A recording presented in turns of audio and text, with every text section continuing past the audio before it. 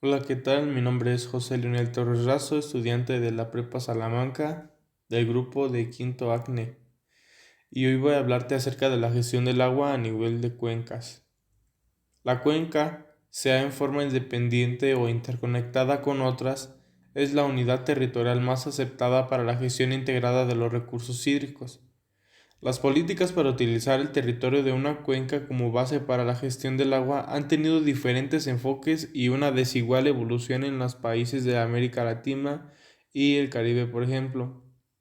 Desde fines de los años 30, en muchos de ellos se ha tratado de adoptar los modelos de gestión del agua a nivel de cuencas, pero ha habido una serie de dificultades. A pesar de ello, se observa un interés generalizado por crear y operar organismos de cuenca para mejorar la gestión integrada del agua. El tema ha recobrado vigencia en los años recientes, debido a que los países de la región están tratando de lograr metas de gestión integrada de los recursos hídricos y de desarrollo sustentable. A su vez, las autoridades ambientales y los defensores del medio ambiente coinciden en que la cuenca es un posible punto de partida para coordinar acciones tendientes a la gestión ambiental, sobre todo si existen organizaciones del agua a nivel de cuencas, aun y cuando es causa de severas controversias, ya que no es adecuado combinar ambas funciones bajo una misma autoridad. Como resultado de este interés, tanto en las leyes de agua recientemente aprobados, así como en muchas nuevas propuestas legislativas y en la modificación de leyes existentes, aparece por primera vez en forma explícita la intencionalidad de fortalecer y complementar la capacidad de gestión de las autoridades nacionales o centrales de agua, mediante la creación de estructuras participativas y multisectoriales de la coordinación y concentración en el ámbito de cuencas. De este modo, se podría asegurar la participación cada vez mayor en prácticamente todos los países de la región. Diversas actividades relacionadas con la gestión y el aprovechamiento del agua se realizan a través de alguna entidad que funciona a nivel de cuencas o existen planes en tal sentido.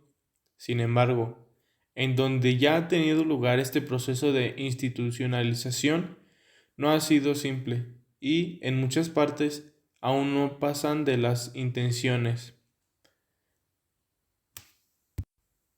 La cuenca es reconocida como la unidad territorial más adecuada para la gestión integrada de los recursos hídricos.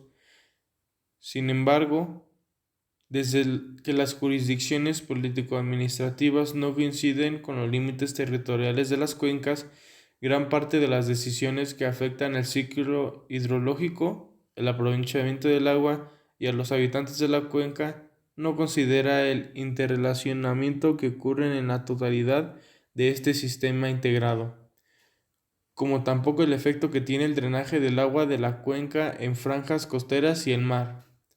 Además, es común que la gestión del agua se fragmente por sectores responsables por su control y aprovechamiento, por tipos de usos, por la fuente de donde se capta y otras arbitrariedades similares. Se administra un sistema integrado y un recurso compartido en forma parcelada y en consecuencia se crean mayores situaciones de conflicto con relación al aprovechamiento del agua en lugar de evitarlas, minimizarlas o solucionarlas. El desafío consiste, por lo tanto, en crear capacidades de gobernabilidad sobre espacios delimitados por nuestra naturaleza, como cuencas que no coinciden con las formas tradicionales de gobierno sobre límites político-administrativos, como estados, provincias y regiones y municipios, y además hacerlo con entidades públicas y privadas que tienen una visión usualmente sectorial de la gestión del agua. Pero, ¿por qué se consideran las cuencas como unidades territoriales adecuadas para la gestión integrada del agua? En principio, es simplemente porque son las principales formas terrestres dentro del ciclo hidrológico que captan y concentran la oferta del agua que proviene de las precipitaciones. Además de esta condición física y biológica básica, cabe mencionar por lo menos las siguientes razones que explican el hecho. La principal es que las características físicas del agua generan un grado extremadamente alto, y en muchos de los casos imperceptible, de interrelación e interdependencia entre los usos y usuarios de agua en una cuenca. Las aguas superficiales y subterráneas, sobre todo los ríos, lagos y fuentes subterráneas, así como las cuencas de captación, las zonas de recarga, lugares de extracción de agua, las obras hidráulicas y los puntos de evacuación de aguas servidas, incluidas las franjas costeras, forman con relación a una cuenca un sistema integrado e interconectado. Ahora, en cuanto a los usos en el propio caudal, como generación hidroeléctrica, recreación y acuicultura, aunque normalmente no existe rivalidad entre los usuarios por la cantidad de agua utilizada, también se da un alto grado de interrelación, interdependencia y afectación recíproca entre los usos del propio caudal entre sí y entre usos constructivos y el propio caudal. Los distintos usos en el propio caudal poseen requisitos de atributos físicos, biológicos y químicos diferentes, pero independientes del caudal, que varían en el tiempo y en el espacio. Todos estos atributos son afectados por usos del agua y de la tierra realizados en aguas arriba. Estas interrelaciones e interdependencias, tanto en el caso de los casos constructivos como los que se realizan en el propio caudal, se internalizan dentro de la cuenca. Ello convierte en una cuenca en la unidad territorial apropiada para el análisis de la toma de decisiones de la gestión del agua, especialmente en cuanto a su uso múltiple, su asignación y el control de su contaminación. Un aspecto por recalcar es la naturaleza unidireccional, asimétrica y anisotrópica de las interrelaciones e interdependencias de los usuarios. Los efectos externos, tanto positivos como negativos, causados por las interrelaciones e interdependencias entre los múltiples usos y usuarios del agua, simplemente se propagan a través de los soberantes caudales del entorno o pérdidas. En otras palabras, lo que ocurre aguas arriba es casi siempre tiene algún efecto en los usos y usos del agua ubicados aguas más abajo, mientras lo que ocurre en aguas abajo difícilmente puede tener influencia en los usuarios situados aguas arriba. La segunda explicación es que las cuencas constituyen un área en donde interdependen e interactúan en un proceso permanentemente y dinámico. El agua con los sistemas físico y biótico, los cambios en el uso de los recursos naturales, principalmente la tierra, aguas arriba acarrean una modificación del ciclo hidrológico dentro de la cuenca aguas abajo en cantidad, calidad, oportunidad y lugar. Es por esta razón que es el ámbito de una cuenca donde se puede lograr una mejor integración entre la gestión y el aprovechamiento del agua, por un lado, y las acciones del manejo, explotación y control de uso de otros recursos naturales que tienen repercusiones en el sistema hídrico, por el otro. En tercer lugar, una característica fundamental de las cuencas es que en sus territorios se produce la interrelación e interdependencia entre los sistemas físicos y bióticos, y el sistema socioeconómico, formado por los usuarios de las cuencas, sean habitantes o interventores externos de la misma. En zonas de altas montañas, las cuencas son ejes naturales de la comunicación y de integración comercial a lo largo de los ríos o de las cumbres que los separan. En cuencas con enormes descargas de agua y amplios valles relativamente planos, el eje de los ríos se constituye. Pero, ¿qué es el manejo de cuencas? Los inicios del concepto original del manejo de cuencas, en el sentido de manejarla o manipularla para regular la descarga de agua que proviene de la misma, Se encuentran en las escuelas forestales de los Estados Unidos de Norteamérica. En unos casos se busca convertir los suelos en esponjas absorbentes de agua y así regular la descarga de agua en cantidad, calidad y tiempo retardado la descarga superficial y aumentando el flujo base. En otros casos se busca controlar la deposición de nieve en zonas sombreadas para la que se derrita más lentamente, siempre buscando retardar y reducir la correntía superficial y aumentar la infiltración. Algunos proyectos de manejo de cuencas también podrían tener el fin contrario al anterior, es decir, buscar que el agua no se infiltre para poder captarla en algún receptáculo o, si se infiltra, impedir que las plantas freatófitas actúen como bombas de extracción de agua subterránea.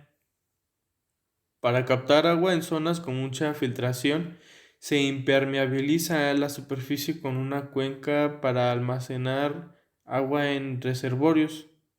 También se habla de manejo de cuencas en zonas áridas cuando se capta agua de neblinas costeras.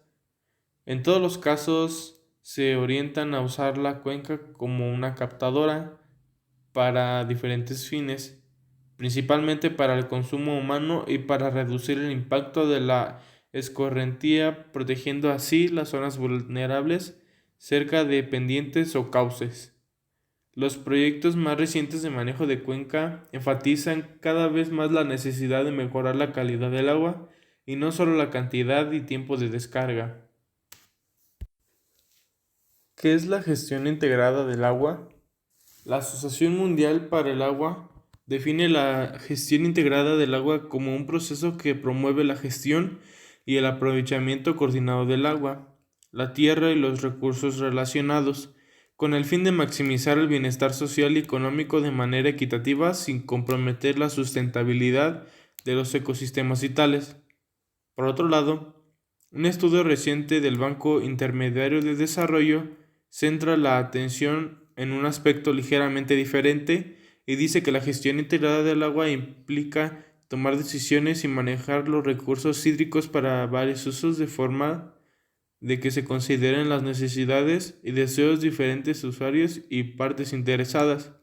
Según este estudio, la gestión integrada del agua comprende la gestión del agua superficial y subterránea en un sentido cualitativo, cuantitativo y ecológico desde una perspectiva multidisciplinaria y centrada en las necesidades y requerimientos de la sociedad en materia de agua. Si uno analiza estas y otras definiciones, se puede llegar a la conclusión de que la gestión integrada del agua puede entenderse como al menos 5 formas distintas de integración. La primera sería la integración de los intereses de los diversos usos y usuarios del agua y la sociedad en su conjunto, con el objetivo de reducir los conflictos entre los que dependen y compiten por este caso y vulnerable el recurso. La segunda es la integración de todos los aspectos del agua que tengan influencia en sus usos usuarios y de la gestión de la oferta con la gestión de la demanda. La tercera, la integración de los diferentes componentes del agua o de las diferentes fases del ciclo hidrológico. La cuarta, la integración de la gestión del agua y de la gestión de la tierra y otros recursos naturales y ecosistemas relacionados. La quinta, la integración de la gestión del agua en el desarrollo económico, social y ambiental. Etapas de un proceso de gestión de cuencas. El proceso de gestión de cuencas comprende las siguientes etapas. La primera es la etapa previa, en donde se realizan estudios, formulación de planes y proyectos. La segunda, que es la etapa intermediaria, comprende la etapa de inversión para la habilitación de la cuenca con fines de aprovechamiento de sus recursos naturales. La etapa permanente es donde se da la operación y el mantenimiento de las obras construidas y gestión y conservación de los recursos naturales. Los recursos naturales que son considerados en el proceso de gestión de una cuenca son los siguientes. El primer grupo comprenda todos los recursos naturales e infraestructura en una cuenca, mientras el segundo grupo comprenda todos los grupos naturales presentes en una cuenca. El tercer grupo contiene el uso múltiple del agua. Y por último, el cuarto grupo menciona el uso sectorial del agua. Como conclusión y cierre, podemos observar que la gestión de las cuencas tiene mucho que ver con el consumo de agua y que no puede ser impartida por cualquier persona ni en cualquier lugar, ya que depende de las intenciones y de los objetivos y principalmente de las condiciones en las que se encuentre el terreno. Eso es todo por esta ocasión y nos vemos hasta la siguiente.